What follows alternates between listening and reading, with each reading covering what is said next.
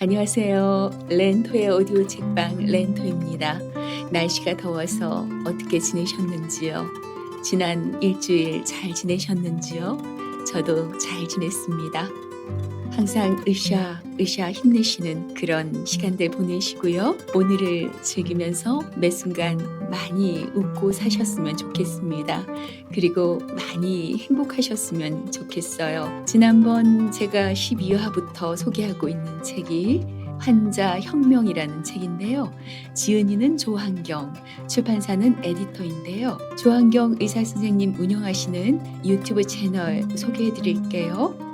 채널 이름은 닥터조의 건강이야기. 저도 이 책 잡으면서 이 의사 선생님이 유튜브 하신다는 걸 알았어요. 방송도 산뜻하게 잘하시고 굉장히 잘 생기셨고 말씀도 귀에 쏙쏙 들어오게 하십니다. 지금도 구독 눌러놓고 잘 듣고 있고요. 올리신 스크랩도 잘 보고 있습니다. 자, 그럼 오늘은 스트레스, 죽기 아니면 까무러치듯 웃기. 병원에서 검진을 받으면 병명은 잘 찾아주는데 원인은 그냥 스트레스라고 하는 경우가 많다. 그래서 의사들은 잘 모르겠으면 다 스트레스라고 하더라는 우스갯소리가 있다. 고백하면 그 말도 틀린 말은 아니지만 의사가 진짜 원인을 몰라서 스트레스라고 둘러댔다 하더라도 의사의 말이 맞을 확률은 매우 높다. 그만큼 스트레스가 신체적 증상에 실체적 영향을 준다. 조금도 아니고 아주 많이 영향을 준다. 거의 몸을 지배하는 수준이라 해도 과언이 아니다. 문제는 스트레스에 대한 사람들의 인식이다. 너무 막연하게 생각한다. 왠지 그냥 각자 알아서 해결해야 할 것 같고 스트레스를 잘 관리하지 못하면 그 사람에게 문제가 있다는 식으로 생각한다. 지극히 개인적인 사정이라고만 인식하는 것이다. 가난과 빈곤을 개인의 문제로 보는 시각이 있는가 하면 사회 시스템의 문제로 보는 시각도 있다. 현실은 둘 다 공존하며 복합적인 경우가 많다. 가진 자가 가난한 자들에게 게으르고 무능해서 저런다고 비난해서는 안 되고 반대로 가난한 자가 사회 구조만 탓할 수 없는 것과 똑같은 이치다. 스트레스도 마찬가지다. 개인마다 스트레스를 견디는 능력의 차이가 나는 것은 사실이다. 예민한 사람이 있고 둔감한 사람이 있다. 김광석의 노래 두 바퀴로 가는 자동차의 가사처럼 번개 소리에 기절하는 남자도 있고 천둥 소리에 하품하는 여자도 있는 것이다. 이렇듯 개인차가 나는 것은 인정할 수밖에 없다 해도 현대사회 또한 스트레스 증가에 한몫하는 것도 사실이다. 현대사회는 개인의 스트레스가 가중되도록 발전해왔다. 삶은 편리해졌을지 몰라도 그만큼 더 행복해진 것은 아니다. 행복하지 않다는 것은 스트레스가 더 많다는 뜻이다. 만성적인 스트레스는 단순한 행복감과 같은 감정이나 심리적인 문제를 넘어서 육체적인 문제를 일으키기 때문에 절대 간과해서는 안 된다. 면역력을 떨어뜨려 감염이나 암 발병 위험을 높이기도 하고 이상 콜레스테롤증이나 당뇨, 고혈압과 같은 만성 질환의 원인이 되기도 한다. 가장 안타까운 것은 심장마비나 뇌졸중과 같은 급성 사망 사고를 일으키기도 한다는 것이다. 또 불면증을 야기하고 살을 찌우기도 한다. 스트레스를 해결하지 않고 살을 빼는 것은 거의 불가능하다. 호르몬 분비가 엉망이 되기 때문이다. 이렇듯 스트레스는 심리적인 문제에 머무르지 않는다. 아무리 건강한 음식을 챙겨 먹고 노력을 기울여도 스트레스가 많다면 건강 상태를 개선하기가 쉽지 않다. 스트레스는 종류도 다양하고 강도도 다르기 때문에 스트레스에도 순위가 있다. 현대인에게 어떤 스트레스가 가장 클까? 사람들이 어떨 때 가장 스트레스를 많이 받을까? 상위 12위까지만 살펴보면 다음과 같다. 1위 자식 사망, 2위 배우자 사망, 3위 부모 사망, 4위 이혼, 5위 형제 자매 사망. 6위 배우자의 외도. 7위 별거 후 재결합. 8위 부모 이혼, 재혼. 9위 별거. 10위 해고 파면. 11위 정든 친구의 사망. 12위 결혼. 놀랍게도 배우자와의 이혼이나 배우자의 외도가 죽음과도 같은 수준의 스트레스에 해당된다. 바람 피우는 사람들도 나름대로 변명이 있겠고 본인은 즐거울지 모르겠지만 그것은 상대방을 죽이는 살인과도 같은 행위라고 볼 수 있다. 특히 배우자의 외도는 화병이 생겨 수면 장애를 유발하고 우울증으로 이어진다. 흥미로운 점은 상위 10위에 있는 모든 스트레스가 인간관계와 관련된 것이고 1위부터 6위까지는 헤어지는 것 혹은 관계의 단절이다. 죽음도 결국은 헤어지는 것이기 때문이다. 그러므로 사랑하는 사람과의 관계에 손상이 가는 것이 인간에게는 가장 큰 스트레스다. 관계의 단절은 사람을 죽게 만들고 병들게 만든다. 관계라는 것이 인간의 큰 관심사이다 보니 사람들은 드라마 보기를 즐긴다. 드라마는 대부분 관계에 관한 이야기다. 드라마 속에 나오는 남녀관계, 오해, 갈등, 출생의 비밀. 시청자들은 남들의 관계를 들여다보면서 재밌어한다. 그만큼 관계에 목말라 있고 연결되어 있기를 좋아한다. 핸드폰을 집에 두고 나서면 하루 종일 허전한 것도 어딘가에 접속되어 있길 원하는 DNA가 있는 것이고 SNS가 활성화되는 것도 다른 이들과 접속하고 싶은 욕망 때문이다. 다른 순위를 좀 더 보면 직장에서 해고당하는 스트레스가 10위, 돈과 관련된 문제는 10위권 바뀌고 학업과 관련된 스트레스는 30위에 머물고 있다. 물론 개인차가 있을 것이고 절대적인 데이터라 할 수는 없겠지만 어느 정도 수긍이 간다. 돈을 쫓으며 살고 있지만 어찌 보면 우리가 정말 원하는 것은 돈이 아니다. 행복하길 원하는데 돈이 행복을 보장해 줄 거라는 믿음이 있을 뿐이다. 많은 경우 돈이 해결수단이 될 수 있다고 믿을 뿐이다. 하지만 나는 감히 헛된 믿음이라 말하고 싶다. 헛된 것을 믿고 있기 때문에 스트레스만 가중된다. 행복하길 원한다면 부유나 가난에 상관없이 행복할 수 있는 능력을 갖추는 것이 옳다. 진정한 행복은 환경에 의존하지 않기 때문이다. 대학 입학이나 취업은 답이 아닐 가능성이 크다. 반면 일시적인 스트레스가 오히려 건강에 좋다는 연구 결과도 있다. 실험실에서 암에 걸린 쥐로 실험한 결과 작은 스트레스를 받은 쥐의 생존율이 더 높았다. 일시적인 스트레스가 심장박동이나 혈액순환 호르몬을 분비시켜 건강을 유지한다는 것이다. 오랜 세월 사냥을 하면서 쫓고 쫓기며 살아온 인류는 일시적인 스트레스를 이겨낼 메커니즘 정도는 갖추고 있다.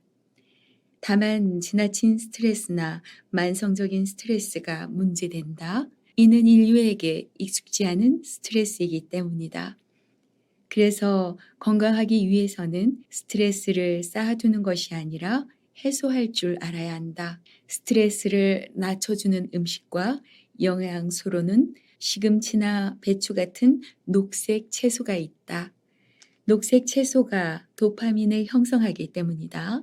도파민은 행복감을 증가시키는 호르몬이다. 그 중에서도 아스파라거스는 엽산을 풍부하게 함유하고 있는데 엽산 부족은 우울증 위험을 증가시킨다.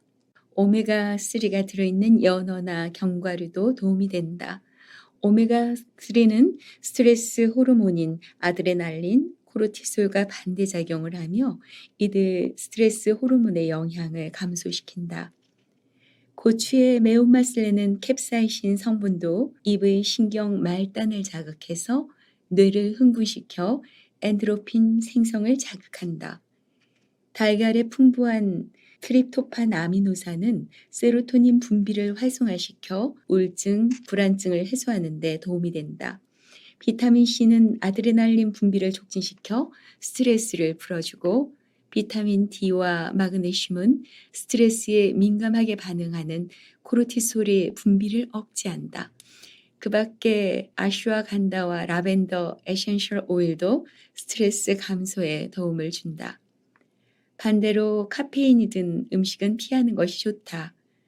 스트레스가 많은 상태에서 카페인을 지속적으로 섭취할 경우 우리 몸이 더 피곤함을 느낄 수 있다. 그리고 스트레스를 낮추는 데는 웃음이 명약이다. 놀라운 것은 억지 웃음도 충분한 효과를 나타낸다는 사실이다. 이 얼마나 다행인가.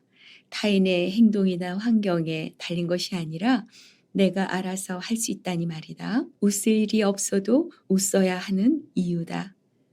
운동도 스트레스 해소에 상당한 효과가 있고 노래는 듣는 것과 부르는 것 모두 해당되며 명상이나 기도 역시 도움이 된다.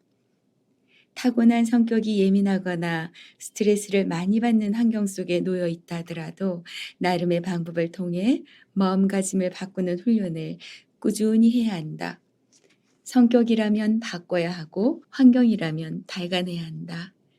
스트레스는 결코 쌓아둘 성질의 것이 못 된다. 삶과 죽음의 문제이기 때문에 건강을 주관하기 때문에 그렇다.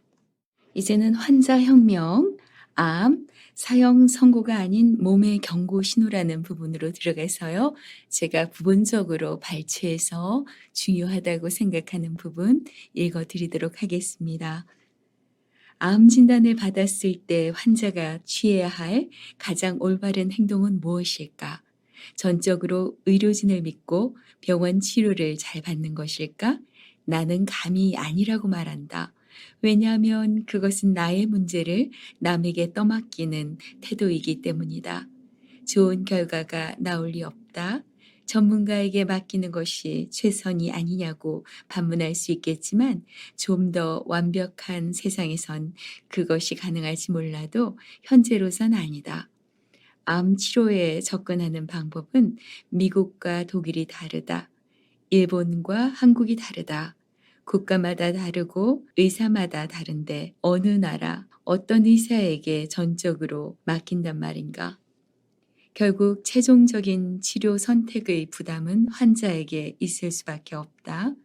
암 치료 병원을 고를 때와 가슴 성형 수술 병원을 고를 때 별 차이가 없다는 것이다. 자동차를 새로 사거나 하다못해 스마트폰 하나를 장만할 때도 이것저것 따져보고 시간을 들여 정보를 수집한다. 암 치료 선택을 할 때도 그렇게 하라는 것뿐이다.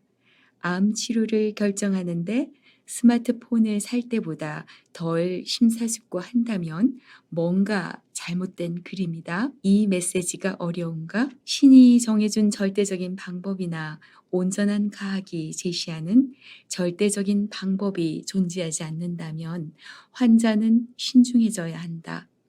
게다가 자본주의적 이윤이라는 개념이 섞여 들어갔을 때 정보는 혼탁해지고 환자들의 혼란은 가중된다. 불신을 조장하려는 것이 아니다. 이 소중한 메시지를 자칫 잘못 이해해서 병원을 멀리하라는 말로 이해하는 독자가 없길 바란다. 환자에게 필요한 것은 보다 많은 정보, 치우치지 않은 공정한 정보, 그리고 다양한 치료 옵션에 대한 정보다. 불행히도 모두 다 환자에겐 쉽게 허락되지 않는 것들 뿐이다. 일반의 인식과 달리 대부분의 경우 암이 처음 발견되었을 때는 응급 상황이 아닌 경우가 많다.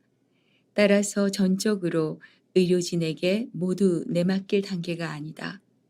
총각을 다투는 응급실 내 상황에선 의사의 순간적인 판단력과 경험에 의존해야 하지만 암은 그런 상황이 아니다. 오히려 만성질환이고 대사질환이다. 자꾸 죽음이 연관되고 불안하고 다급한 나의 심리가 반드시 응급 상황은 아닌 것이다. 그러니 환자 스스로 시간을 두고 관심을 갖고 연구를 시작해야 좋은 결과를 기대할 수 있다. 누구한테나 똑같이 효과가 나는 암 치료법은 없기 때문이다.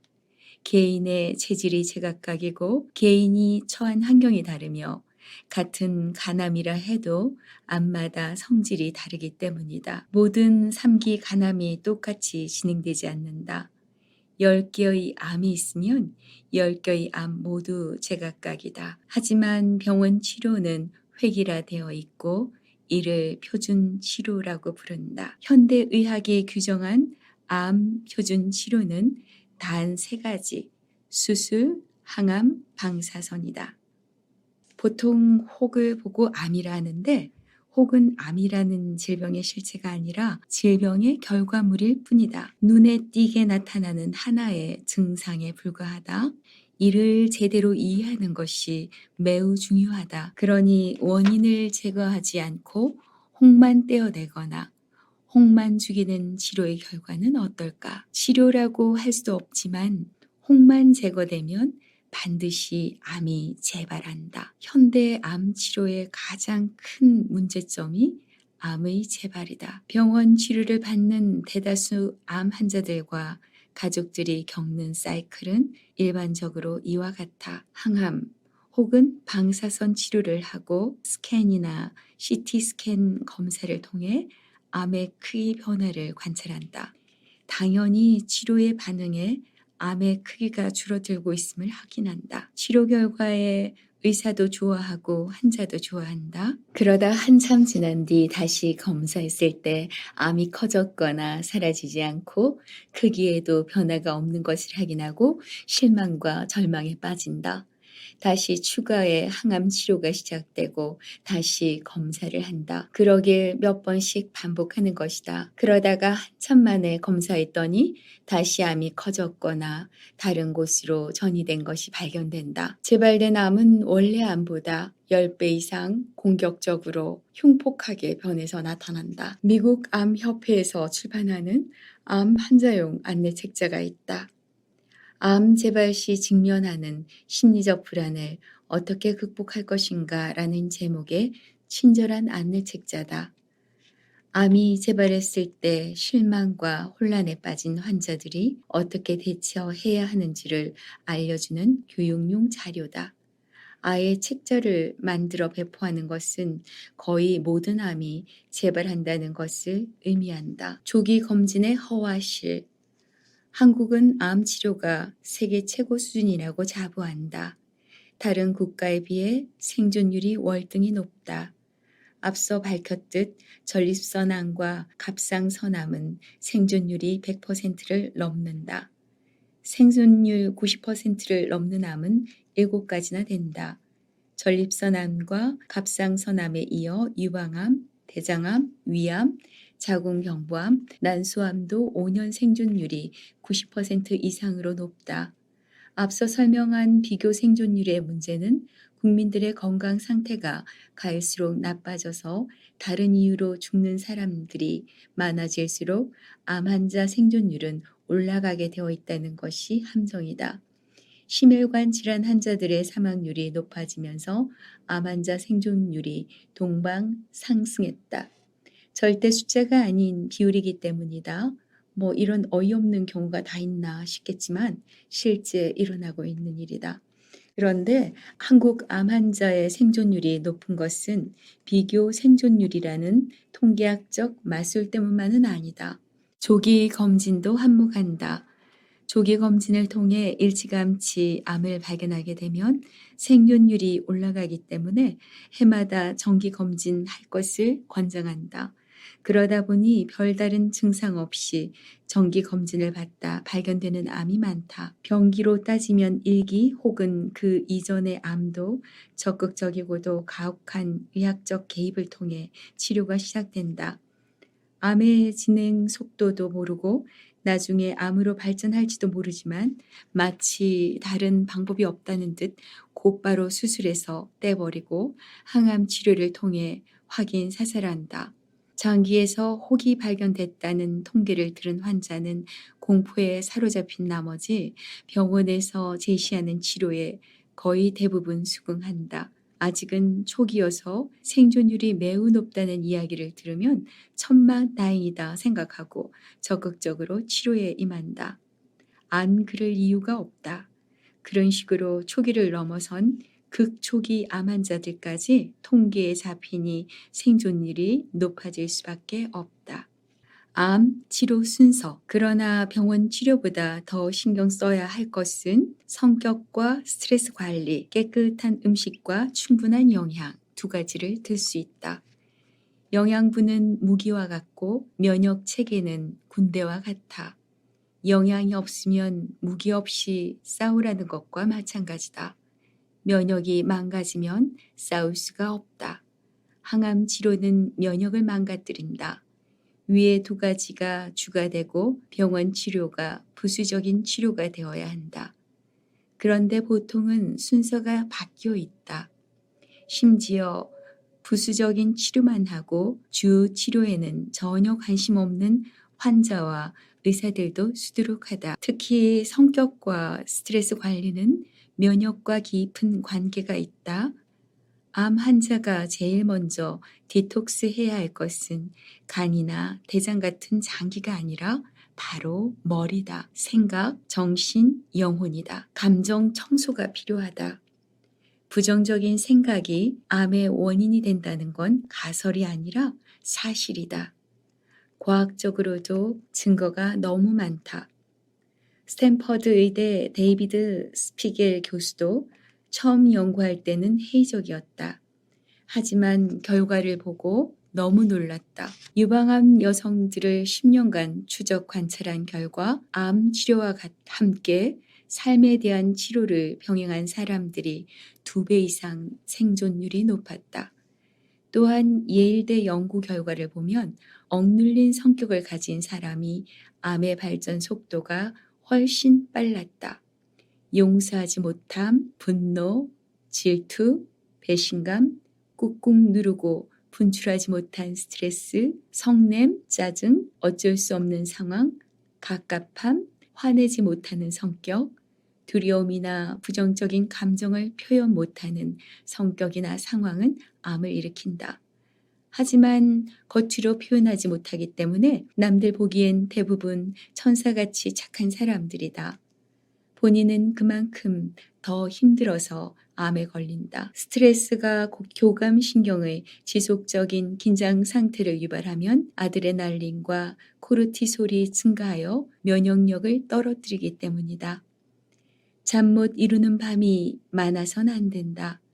대신 반대되는 감정들에 충만하게 휩싸이면 좋을 수밖에 없다.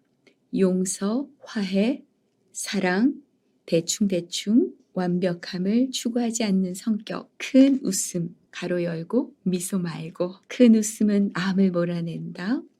억지로 혹은 가짜로 웃어도 우리 뇌는 모른다. 진짜로 웃는 줄 알고 엔드로핀과 같은 행복 호르몬을 분비한다. 필요하면 웃음 학교라도 다녀야 한다. 웃음 학교가 웃음가? 결코 우습지 않다.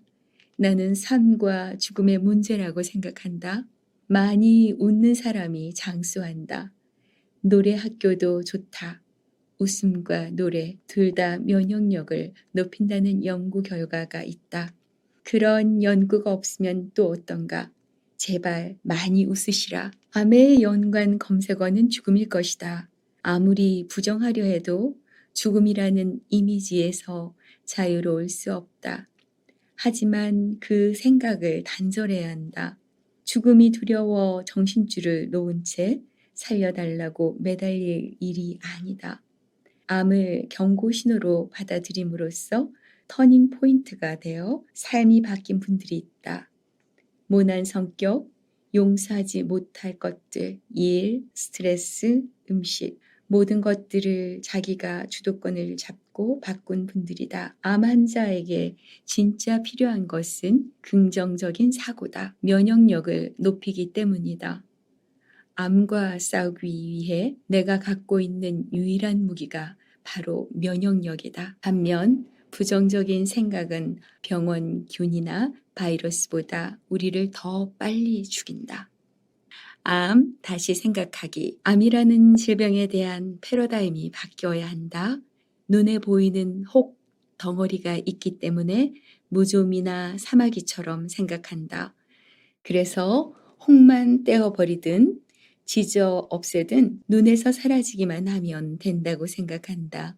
의사도 그렇게 생각하고 환자도 그렇게 생각하는데 정작 중요한 것은 왜 혹이 생겼는가에 대한 질문하는 것이다. 혹이 암은 아니다. 혹을 떼어버린다고 해결되는 것은 아무것도 없다. 혹은 단지 증상에 불과하다. 암이라는 총체적인 건강 상태, 면역 상태의 결과일 뿐이다. 암에 걸린 게 문제가 아니라 문제가 있어 암에 걸린 것이다. 이를 이해하고 못하는 것은 엄청난 차이다. 왜? 치료 방향이 달라지기 때문이다. 치료의 선택이 달라지고 결과와 운명이 달라진다. 암은 사형 선고가 아니다. 암은 증상이다. 몸이 건강하지 않다는 신호다. 결과물이다. 몸의 생존 본능이다. 경고 신호다. 그리고 무엇보다도 나와 주변을 돌아봐야 할 때다. 생활 습관과 사고방식을 바꿔야 할 때다. 달라지지 않으면 병은 그대로 진행된다. 확 달라져야 병의 진로가 바뀌지 않을까 기대라도 해볼 수 있다. 렌토의 오디오 책방, 지금까지 환자혁명, 조한경 지음, 출판사 에디트 책으로 함께 했는데요. 억지로라도 많이 웃고 살아요. 웃다 보면 더 웃을 일이 많아요. 여러분 사랑합니다. 감사합니다. 지금까지 렌토입니다. 또 만나요. 바이바이.